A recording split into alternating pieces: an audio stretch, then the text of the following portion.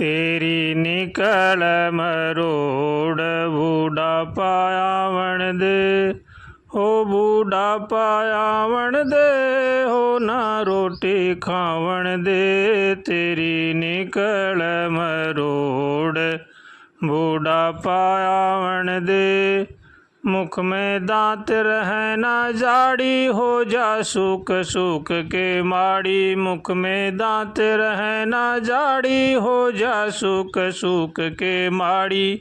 हो तेरे चाल कर्म अगाड़ी, हो बूढ़ापा आवण दे। तेरी निकल मरोड़ बूढ़ापा आवण दे। किसी कवि ने बड़ा अच्छा गाया है, तेरी निकल मरोड़ बुढ़ापा आवण दे। बुढ़ापे में ही जीव को पता चलता है कि हमने क्या सही किया है और क्या गलत किया है। मनुष्य के जीवन में दो तूफान बड़े भयंकर आते हैं, एक तो जवानी का तूफान और एक पद का तूफान। ये बड़े ही भयंकर होते हैं।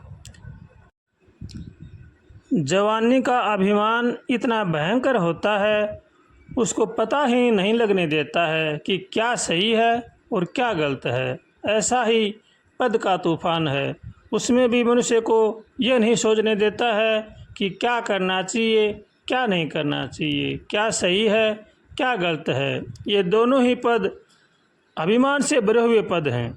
जवानी भी अभिमान से भरा हुआ है और पद भी अभिमान से भरा हुआ है। कोई बिरला ही सोच समझ सकता है कि क्या सही है क्या गलत है। हर मनुष्य को भगवान कोई न कोई ड्यूटी देते हैं, वो उस ड्यूटी को कैसे निभाता है, सही निभाता है या गलत निभाता है, वो उस पर निर्भर करता है। इसलिए भगवान जो भी ड्यूटी देवें उसको बड़ी सावधानी के साथ करना चाहिए। अगर हम सावधानी के साथ नहीं करेंगे तो उसका परिणाम हमें भोगना पड़ेगा। भगवान ने हमें जो भी ड्यूटी दी है उसको पूरा करने का पूरा प्रयत्न करना चाहिए। अगर हम पूरा नहीं कर सकते हैं तो हम भगवान के अपराधी माने जाएंगे और उस ड्यूटी का हमें फल भोगना पड़ेगा। काम, क्रोध, लोभ, मोह, अहंकार और राग द्वेष, इनसे बच करके जो हमें जो काम मिला है उसको करने का पूरा प्रयत्न करना चाहिए।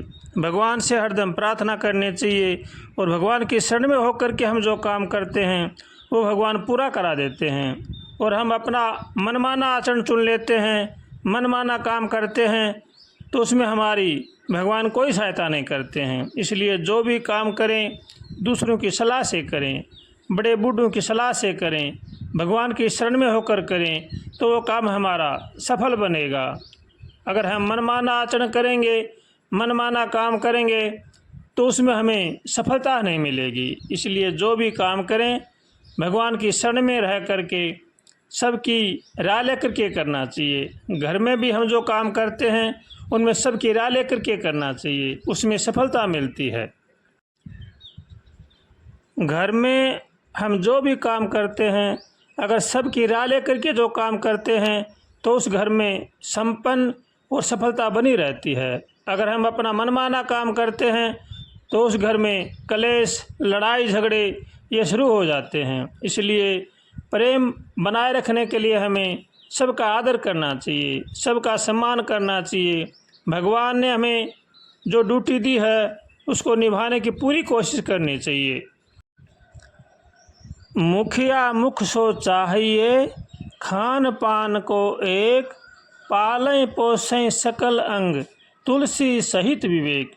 तुलसीदास जी महाराज कहते हैं कि मुखिया मुख के जैसा होना चाहिए। जैसे हमारा मुख है, हम भोजन मुख से करते हैं और पूरे शरीर को वो खुराक मुख से के द्वारा मिलती है। इसी तरह से हमारे परिवार का मुखिया होता है, ऐसा ही होना चाहिए। सबके साथ प्रेम का बर्ताव करे, सबके साथ समानता का बर्ताव करे, तो उस घर में प्रेम बना रहेगा, शांति बनी रहेगी। इसलिए जो भी काम करें आपस में मिलजुल कर करना चाहिए, हरदम प्रेम करना चाहिए। भगवान ने हमें बड़ा ही सुंदर मौका दिया है, ये मौका फिर हमें बार बार नहीं मिलेगा, इसलिए इस मौके को चूकना नहीं चाहिए। अगर हम चूक जाएंगे तो फिर बाद में पछताना पड़ेगा।